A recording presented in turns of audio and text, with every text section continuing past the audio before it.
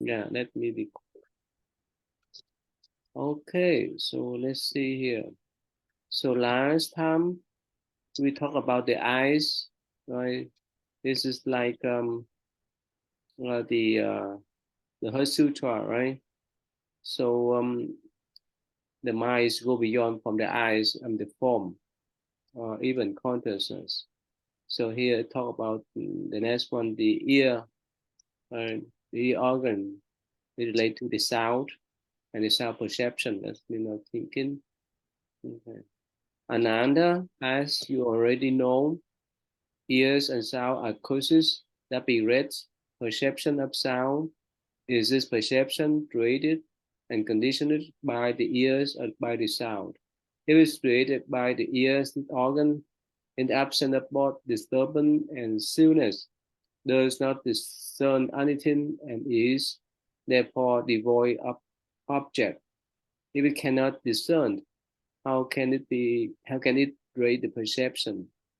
And some mean that the hearing begets perception by the ears, since no hearing occurs in the absence of both disturbance and stillness. And how can the ears, which are forms, unite with external object to produce the perception, and where can the latter feel be?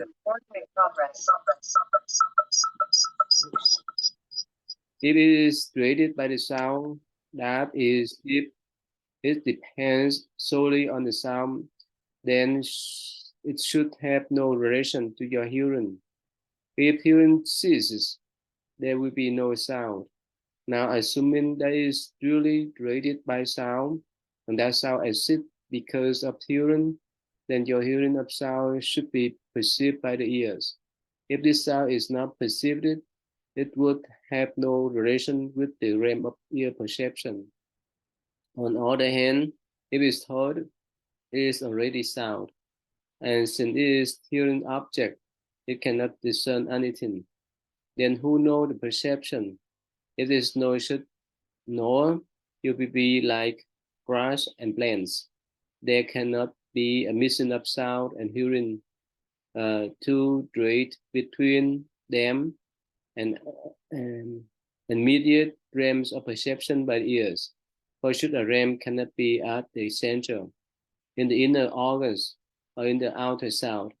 Therefore, neither ear nor the sound exists at causes the perception by the ears affects and the ear sound, and its field are neither causal nor conditional nor self-system. So again, this goes the same pattern with the eyes and the form. So would I say that the ears and the sound uh, that cause somehow the wet is just misleading, right? I can hear you. Sorry. Yeah, so I can hear you. You were saying what's the meaning of beget? Yeah. It's like leads to something else. Let me see here. Like causes. Beget would be causes. I thought you said baguette. Or like in the Bible, they'll talk about like so and so begat so and so. Joseph begat Methuselah, and Methuselah begot so and so. So it can also like causing something else. So like if you have children, you could say one begat those children. It comes from something. Daddy, I thought you said baguette. Okay. So thank you. My pleasure. Yeah. So the ear and the sound are causes that rate the perception of the sound, right? So the ear and the sound cause the perception of the thinking of the contra perception thinking of the sound. So would I say that this perception what is raised by the ear of the sound. So if the ear, in the absence of both disturbance noisy or stillness, it could not hear anything, it could not recognize anything. So that's is devoid of object. So it cannot discern. So how can it raise the perception? right, for the ear. It works the same way. And so the hearing rate by the ear is same. There's no hearing occur in the absence of both disturbance and stillness. So how can the ear? Uh, so basically, the idea is this: it's just same logic. So the ears and the sound independently. Uh, mm, I mean that the perception or the I'm going to have to put this way. Mm, mm. So anyway, so the hearing nature, right, is independently from the ear and the sound, even perception too. Um, so here the Buddha mentioned that if they are the causes, right, the ears and sound, the perception. So in the absence of one, we cannot have another, right? Like if we mm, don't listen to anything, right? There's an absence of disturbance, noise, or the stillness. So the ear could not function anymore. But in reality, is the point that our hearing nature is still there um, all the times, whether we have the ears, whether we have the sound or not. So basically, our perception, right, somehow triggers, right? So that's the whole idea. It's the same idea from the other organs, the eyes with the form, the ear with the sound, and so forth. And it works the same way as the field of smell perception, right? The same logic, right? Even is um, the Buddha explained in the sophisticated ways, right? Yeah. Okay. Yeah, William, please. Yeah. The field of smell and perception. Ananda, as you already know, the nose and smell are causes that beget the perception of smell. Is this perception created and conditioned by the nose or by smell? If so, Ananda, what is this nose? Is it that hooked and fleshy part of your face with which you sniff? But this piece of flesh belongs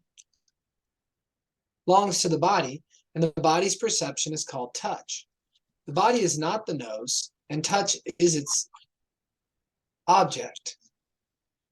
If the nose cannot be named, where is it?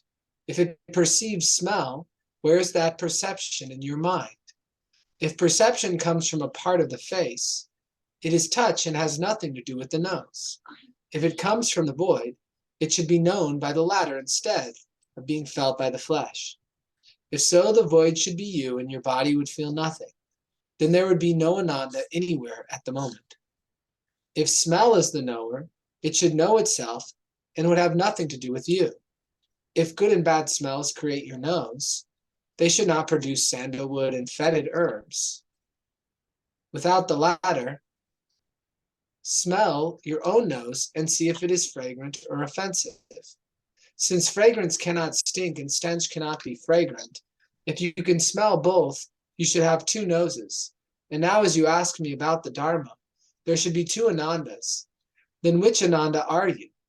If there is only one nose, and if fragrance and stench are not two different smells, they can be mistaken for each other, which proves that neither exists.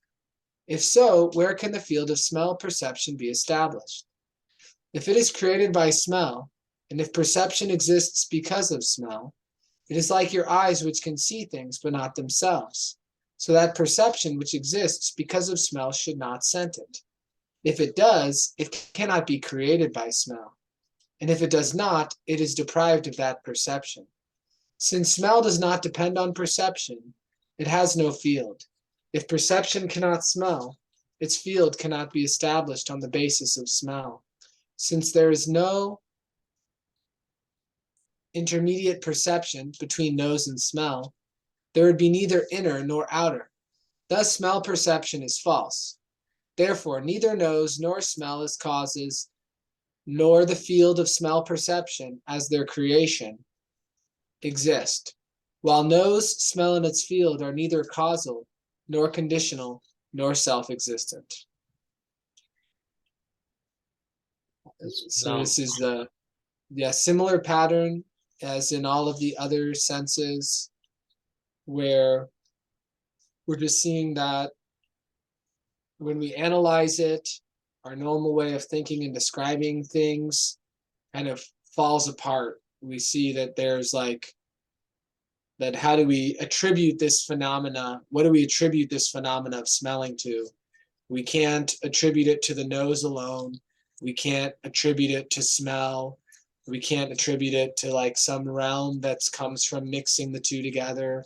We can't attribute it to the nose consciousness, the smell consciousness, but that there's something more primary to that, being the true nature, and then that has within it this, it would seem this potential for smelling, for hearing, for seeing, for somehow having this potential for, I don't know if it'd even be right to say receiving those sense impressions, because like those sense impressions themselves are also expressions of this true nature, because there's nothing separate or outside of it. So I don't think receive, it's kind of hard to talk about. Honestly, yeah. So basically, the Buddha negate everything, right? Yeah. So that he can help us to detach from our sense, from our object of sense, right? And even perception too, right? Yes. So that he later on he point out our pure mind go beyond that. Our pure mind go beyond this sixth sense. Their organs, their perception. That's why. Yeah. Samaya wants to read the next part. Oh, really? Okay. You want to read? Go ahead, please. Wait, so I read this one? Yeah, the field of taste perception. Ananda, as you already know, tongue are arid taste are causes that should be and taste are causes that beget perception by the tongue. Is the perception created and conditioned by the tongue or by taste? Ananda, if it's created by tongue, then sugar, can sour, black plums, bitter, wort, rock salt, wild spikenard, ginger, and cassia wouldn't be tasteless. Taste is your own tongue, and see if it's sweet or bitter. If it's bitter, who is the taster? Since the tongue cannot taste itself, the experience that the taste, who experiences the taste. If it is not bitter, no taste can come from it. Then how can it be conditioned? If perception derives from taste, it would be taste itself. But like the tongue, it cannot taste itself. Then how can it distinguish various flavors? Again, since there are many flavors which cannot come from a single source, there should be as many corresponding perceptions.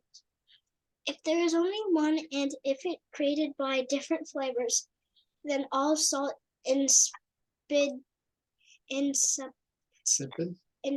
sweet, and bitter flavors should unite and become one. Then there would be no discerning.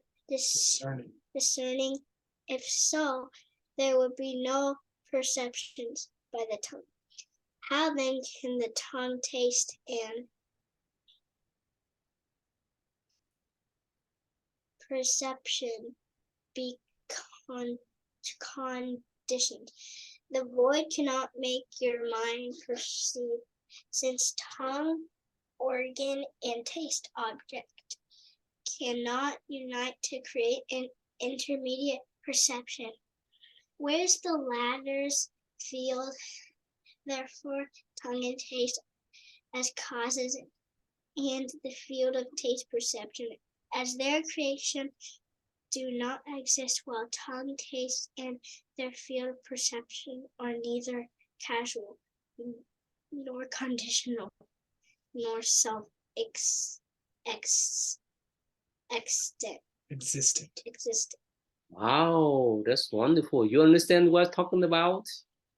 You understand any story there? No. Oh, okay, okay. But at least you read perfectly. Yeah, you read better than me too. I have my accent, right? But you read better than me, right? So again, thank you. Thanks for reading for me, right? So again, the Buddha negate, right? The tongue is an organ, a taste, and so they cannot unite it to their perception. Uh, so again, so they not exist, right? Uh, so because somehow again we attach to the idea that we have the tongue, we have the object, we have the perception, the thinking. That's why we attach to them. So here the Buddha negate everything so that we can recognize the pure nature. Oh, William, you remember the Zen story? There's two uh, people walking on the field. So one is the master, one is student. So somehow while they were walking, they were, I mean, that the student saw a flock of birds. You heard about that story? I'm not sure. Yeah. So he pointed finger to the sky. Master, there was a flock of birds up there. Oh yeah, he like hits him on his nose or something, or yeah, pulls his nose. Yeah. The master put in the student nose strongly and hardly, and that's why the student cried at that moment, right? So when Yeah. he went back to the monastery. Somehow the student walk around and cry at one time and laugh another time too. You know, right? You know why did he cry and laugh, right? I stopped this. So, I think because he got what the master was teaching him, and that he was kind of going with distractions. He was, kind of labeling stuff, being involved in being excited by phenomena, as opposed to like remaining, mindful and like paying attention to the motion of his mind. So at first he cried, of course, because the master pulled his nose strongly and hardly. That's why it hurt him, right? He laughed because he recognized his master teaching. Mm-hmm. Yeah, his master teaching. Well, you need to watch. You need to be beware of your breath right here. Don't look up there. You get out there. You have to be aware. Have to be mindful of your breath. I have to be mindful of this present moment. So that's why I love the Zen story. So the Zen master, they may not talk much, but they teach through the action. Mm. Mm. Yeah, another story is that somehow yeah, one master, one student, somehow they bore on the small boat, and at that moment they still standing. You know that story, William? They were standing on a small boat. Yeah, they walked down on a small boat, and while they were standing, so the master asked the student whether he understands anything. So at that time, the student just look at the master without saying anything. So the master just push him to the river. And so when the student fall into the river, the water, so of course he tried to swim back and grab the edge of the boat, but the master used the ball to hit him and say, "Hey, say quickly," Mhm. while he was hitting his student with the ball. You know the ball to sail the boat, right? Oh, like the what you paddle with? Powder, oh, yeah, what do you call An oar. or the paddle or Or a paddle. paddle. So he used a paddle to hit the student and say, "Hey, talk quickly, talk quickly." He kept hitting the student. Yeah, so he wouldn't like recourse to thinking. So he wouldn't be trying to like analyze and think, because they're like Zen masters are really clear. You can't get to great mind with thinking mind. Yeah, for outsider, somehow they may see that the Zen master so cruel, right? He pushed the student down and That's he what Samaya said. Samaya said they're so mean. so mean. You understand? Samaya, you understand why the master pushed that student down to the river and hit him? You know why? Because that was discipline. No, that's not discipline. No. No, that's not discipline. Uh, What else? You're so smart. You almost get there. Yeah. What else? That's not the punishment. That's not the discipline. What else you think about? so he could be more aware Okay. Wow. You smart. More aware of what? what he was doing. Yeah. Wow.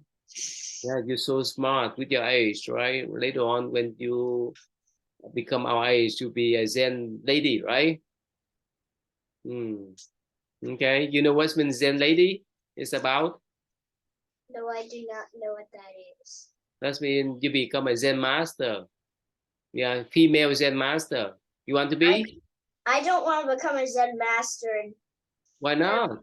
and hurt my student like that. I'm not Okay, okay. Yeah, that's good. comfortable. Yeah, that's good.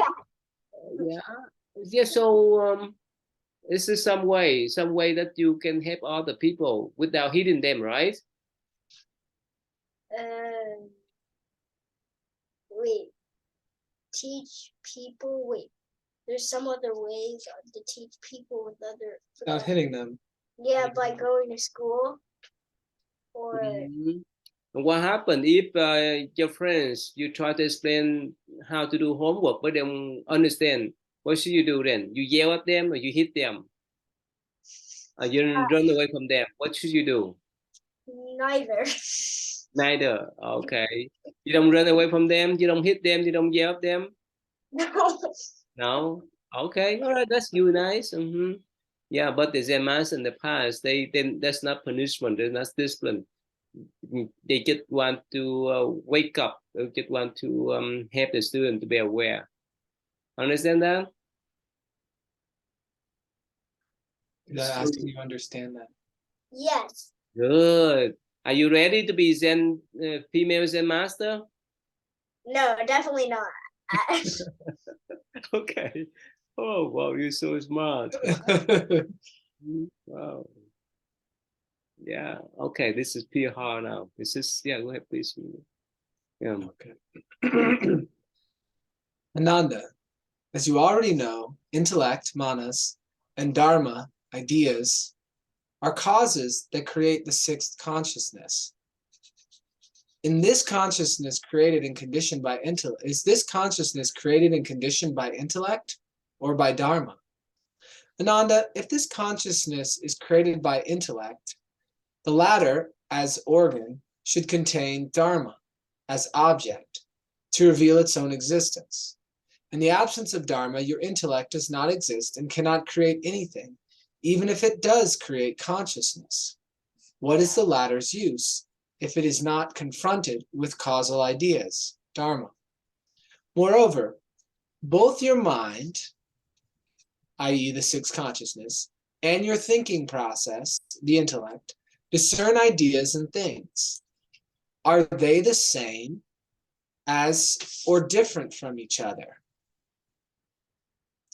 If the same consciousness is just intellect, then how can it be created by intellect? If different, consciousness would be unconscious. Then how can it come from the intellect?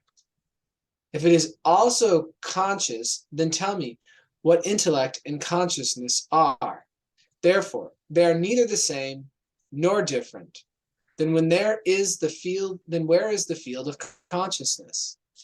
If consciousness is created by dharma, all things in the world are inseparable from the five sense data of form, sound, smell, taste, and touch, which clearly correspond with the sense organs and are not affected by the intellect.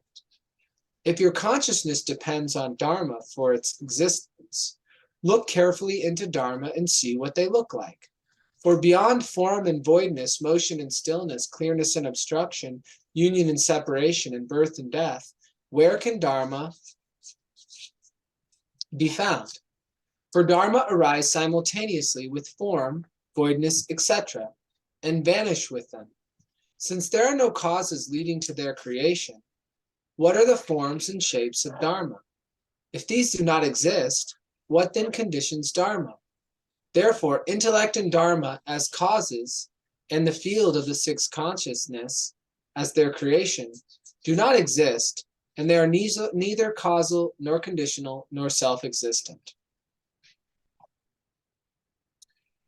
So, yeah, it seems like, I mean, early on in the Theravada, I recall correctly that the way the Buddha would discuss this would be in the simple sense of talking about how he started off, that the intellect and dharma are the causes that create the sixth consciousness, like ways like that about, the sense object, the sense organ, and then the consciousness that comes from their union.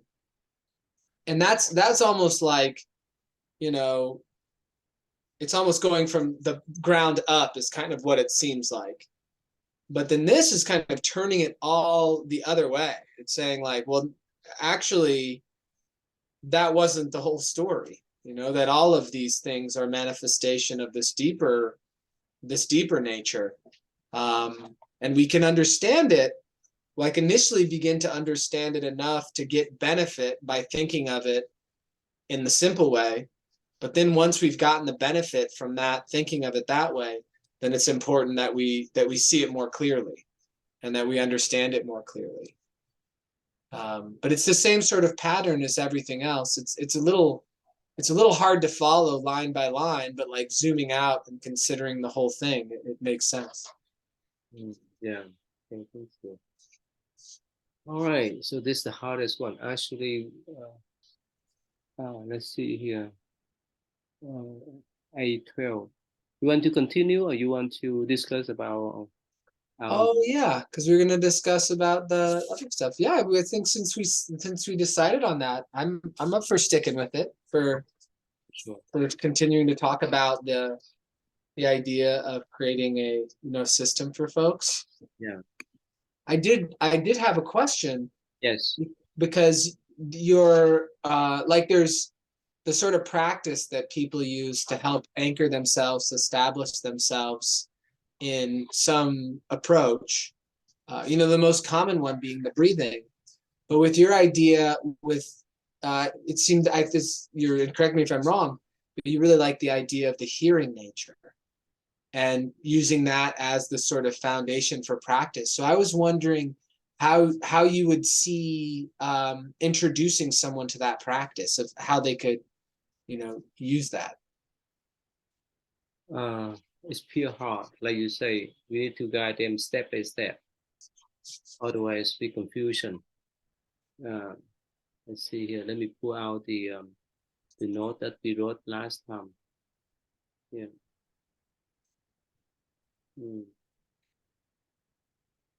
Okay, right here.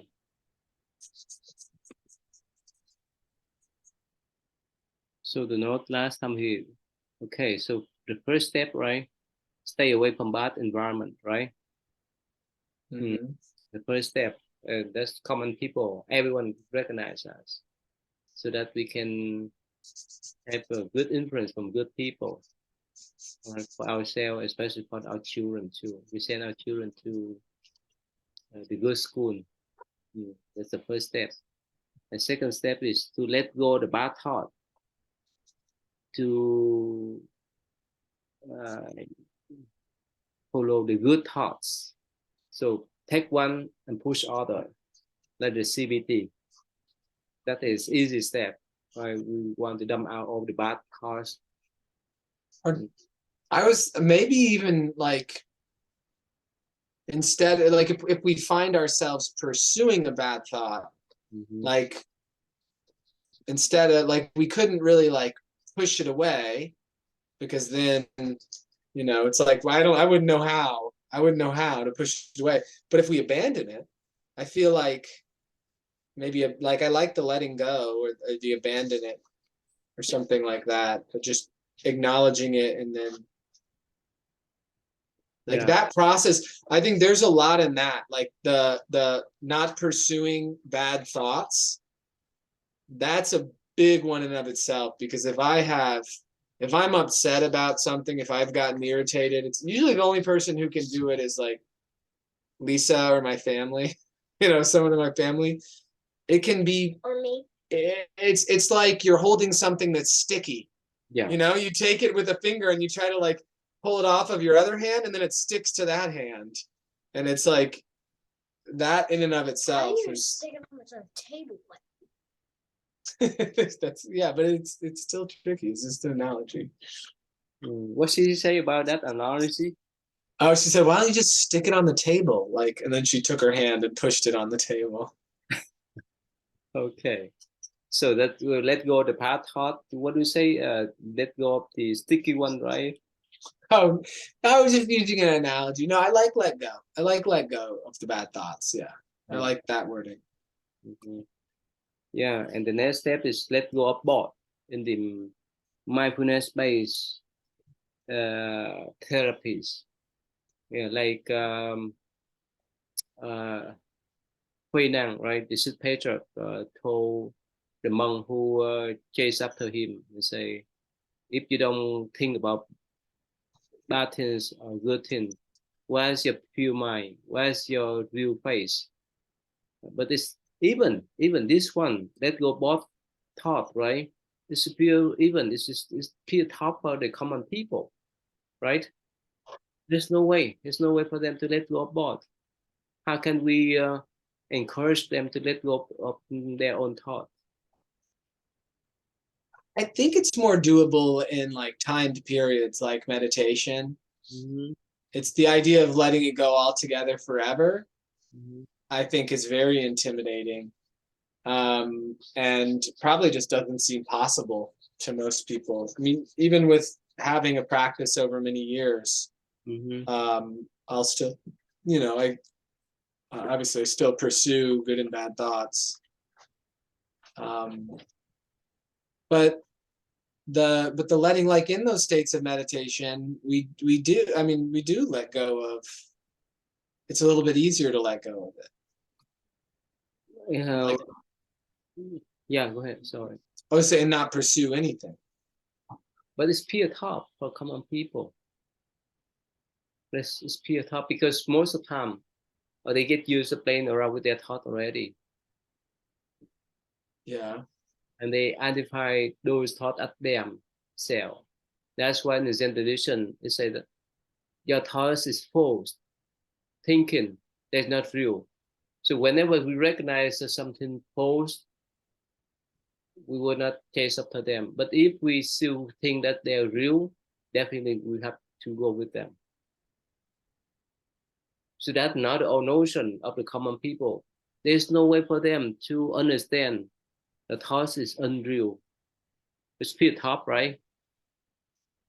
Yeah, I think that goes back to the we'd have to establish in a series of small steps an understanding of thoughts being, illusory. The idea that they're coming from something that we can identify as our individual self. Mom's back in. Why she not? Because she thought you put in bed. Oh, My bed right for you. It's not easy, right? It's not easy to understand that thoughts are illusion, right? yeah. So we'd have to give that some like foundation, something to build up to that statement, because that if that statement is understood, it should be impactful. The first time someone understands that statement, it would be really impactful. And it probably makes sense to not really deliver it until the ground is prepared. Kind of like if you're going to plant seeds, we gotta prepare the ground first so that it has somewhere to go, and there's some understanding. So like the children, right? When they play around with the fake jewelry, right? So as long as they know that they're fake, they would not play around with, they would not hold on. But for us, we know there's a fake, right? So we will not wear, we will not play around with them. So that's the whole idea. Oh yeah, okay.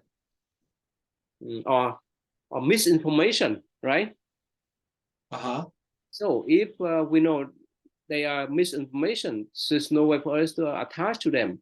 But for some people, they don't understand, they don't know. They thought that those misinformation, especially during the election periods, right? All kind of misinformation out there, they still attach to those type of information. That's why they get stuck. That's why they have that type of problems. Yeah. That's good analogies. Yeah. Oh, somehow it still happen a little bit, but not much now. The Chinese people, they make the fake egg. You know how they make a fake egg or even fake rice? Oh, I've heard of the fake rice. Yes. Yes. That those type of rice is they make it from plastic, right? Yeah. This is terrible. I don't know Yeah. how can they do that.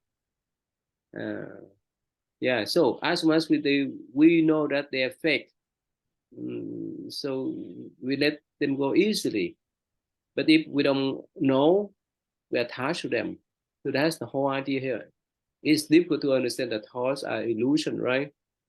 But And then even more difficult to be mindful of that yes. continuously. Because I think the understanding, while the understanding alone is difficult, way easier than continual mindfulness and actually acting on that understanding. Yeah. So how can we educate them that the thoughts are illusion?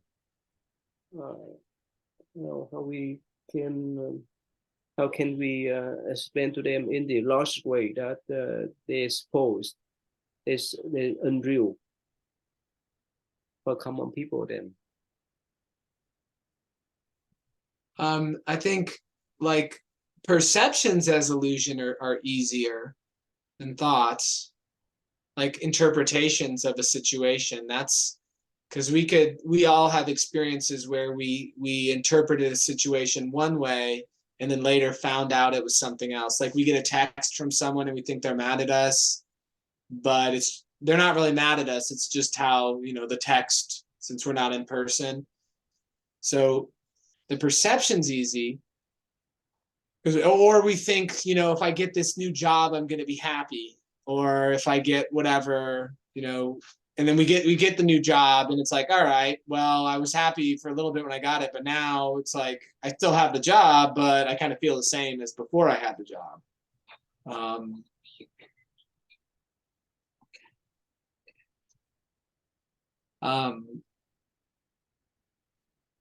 And then, I mean, I think other like thoughts itself to like intellectual understanding is pretty shallow, I would say, but it's a good start. The idea, I always come back because the idea in the, I mean, it's in the Buddhist teachings. I know it's a tricky one to address with people, but that like all of our thinking is based on this idea of a discrete self that has sort of like a boundary at our physical body, but we have to breathe in air. So we're dependent upon the air. So we can't really draw the boundary at our physical body. And then, well, how is the oxygen here? The oxygen's here because of the trees. Why are the trees here? The trees are here because of the sun. And I think that can begin to show us that like our notion of separateness is also not so solid if we look at it. So the interdependence kind of, yeah. Like the magician, right? They trick our eyes, right? They trick our eyes, like how they make how to drape the pigeon our piece of paper, for example. So they put the pigeon in their inside their slip, right? Somehow they make it quick so that they turn the piece of paper into the pigeon. But for us, it's so wonderful. Oh wow, he make the pigeon out of the paper or out of a hand, a cloth, for example. So he tricked our eyes. But people love that. People love that type of magic. So again, oh, okay. Here, I think I remember the first psychology class, first psychology course I ever took at Penn State University. So they explained the way that what they call the illusion of the grass. So they put a baby. I don't know whether you remember that. So the baby let the baby grow, right? But somehow they dray the illusion and notion that there's a steep ground there, but they cover by the grass. That's why it's safe for the baby to grow. But somehow when the baby grow to that place, that age, so he would be concerned that he would fall down, but actually he would not. You know what I'm talking about, right? Yes. Yeah, so just big, yeah, and there's different illusions that we can visually. It looks like something is kind of coming out at us, but it's not. It's actually flat if we look at it from another angle, or lines that are the same length that they have. Like if they, real quick, you take like lines that are of equal length. And on one of them you do this, and the other one you do this. One looks longer and one looks shorter. Oh, yeah, the illusion. Yeah. So like our mind, we can definitely see that our ability to accurately like interpret our environment is very susceptible to manipulation by different factors, that we're not a perfectly objective, we're not capable of perfectly objectively sensing. So the reality that we create, that we like the ideas we create to explain the world, well, they can't be the world. We're just trying to explain it, and they can't be perfect. So they can be helpful pragmatically, but if we think that, if they are reality, that they're absolutely true, well, and that's, that's false. Yeah, and also thoughts are based on the uh, condition of the environment, on the condition of the environment, right? Mm-hmm. Environment,